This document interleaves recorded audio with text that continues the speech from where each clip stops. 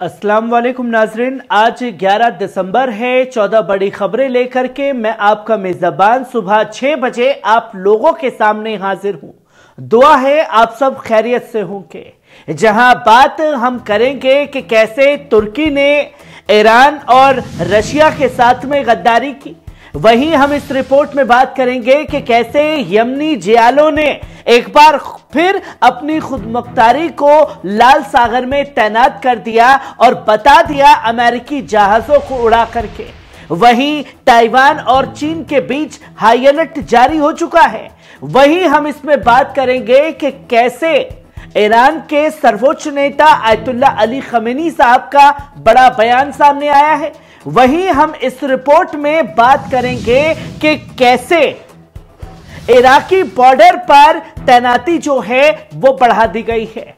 ये तमाम बड़ी खबरें आप लोगों के सामने होंगी। तो शुरुआत करते हैं पहली खबर से, जहां एक सीनियर ईरानी अफसर ने चेतावनी दी है कि 11,000 दहशतगर्द आने वाले महीनों में इराक के अहम शहरों मोसूल और तिक्रीत पर हमला करने की तैयारी कर रहे हैं। इस खबर के बाद इराकी फौज ने सीरिया की सरहद पर बड़े पैमाने पर किलेबंदी शुरू कर दी है और इराकी मिलिट्री का यह कदम इन संभावित खतरों से निपटने और अपने मुल्क की सरहदी सलामती को बरकरार रखने की कोशिश है।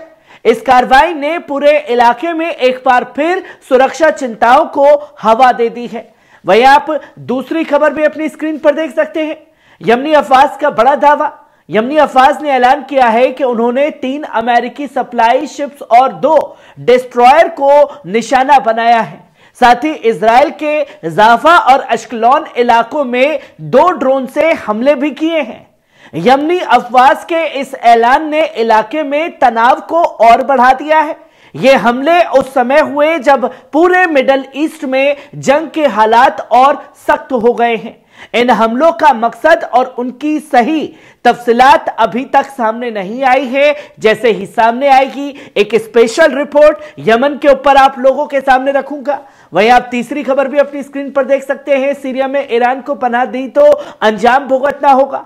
इजरायली वजीर आजम बेंजामिन नेतन्याहू ने नए सीरियाई निजाम को चेतावनी दी है कि अगर उन्होंने ईरान को अपनी सरजमीन पर कायम रहने दिया या हथियारों की मुंतकली की इजाजत दी तो उन्हें भारी कीमत चुकानी पड़ेगी। ताजा रिपोर्ट्स के मुताबिक सीरियाई अपनी तमाम फौजी सलाहियतों के तबाह होने के बाद बेहद नाजुक और कमजोर हालत में हैं। ऐसे में इजरायली धमकियां इलाके की सूरत हाल और ज्यादा संगीन बना रही हैं। वहीं आप चौथी खबर भी अपनी स्क्रीन पर देख सकते हैं। अमेरिका के वेटरन लुकास गेज का बड़ा बयान सामने आया।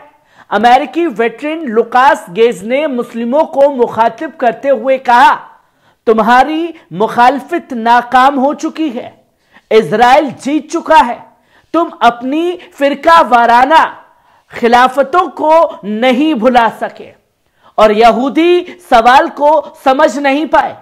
अब इजरायली फौज बिना किसी रुकावट के सीरिया में दखल हो रही है। लुकास गेज का यह बयान इलाके में बढ़ते तनाव और इजराइल की कार्रवाइयों को एक तरफा जीत के तौर पर पेश करने की कोशिश के तौर पर भी देखा जा रहा है। वहीं आप पांचवी खबर भी अपनी स्क्रीन पर देख सकते हैं। चीन का सबसे बड़ा बेड़ा तैनात कर दिया गया, हाई अलर्ट जारी है। ताइवानी वजारत दिफा ने बयान दिया कि चीन ने पिछले 30 सालों में पहली बार अपनी सबसे बड़ी नौसेना को इलाकाई पानी में तैनात किया है, जिससे ताइवान की सलामती को बड़ा खतरा पैदा हो गया है। इस ताजा कार्रवाई के बाद ताइवान ने हाई अलर्ट जारी कर दिया है और अपनी दिफाई तैयारियों को और मजबूत कर लिया है।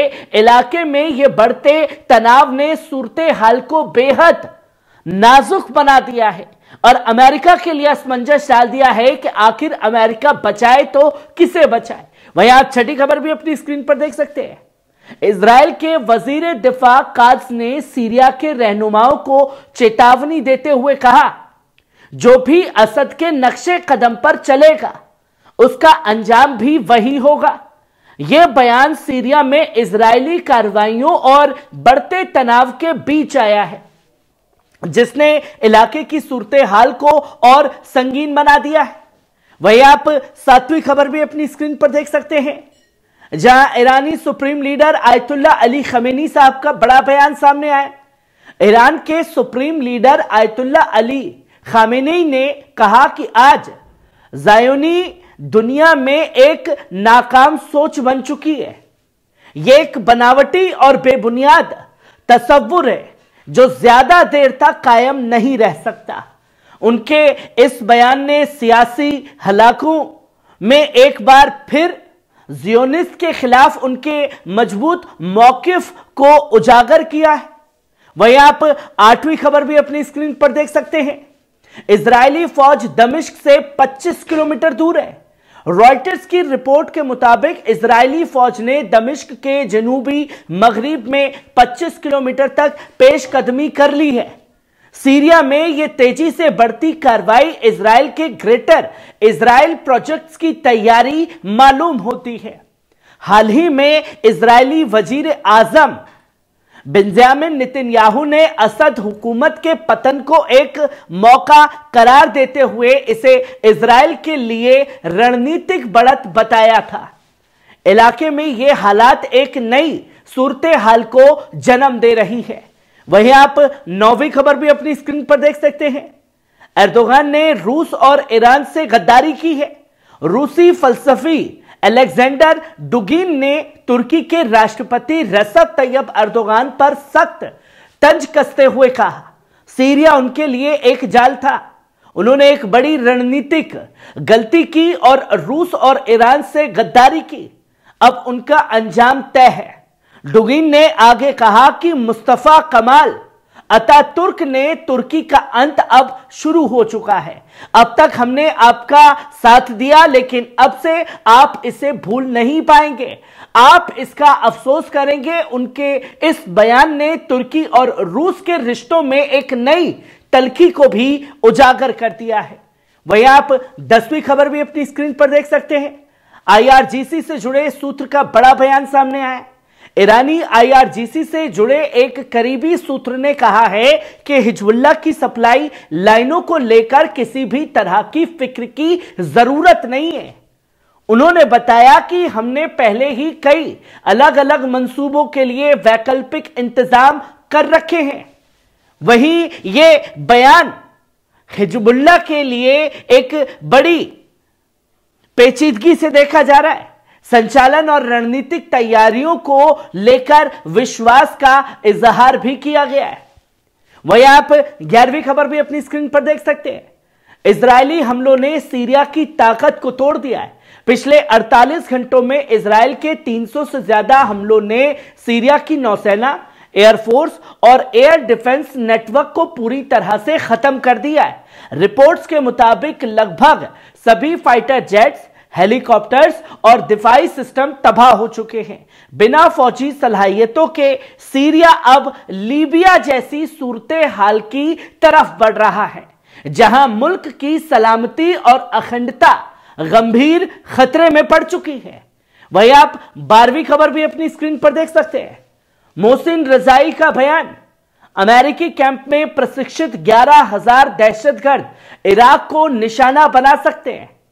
ईरान के साबिक आईआरजीसी कमांडर और मजलिसे तहरीक ने मसलत के रुकन मोहसिन रजाई ने इराक पर संभावित दहशतगर्द हमलों को लेकर खबरदार किया है।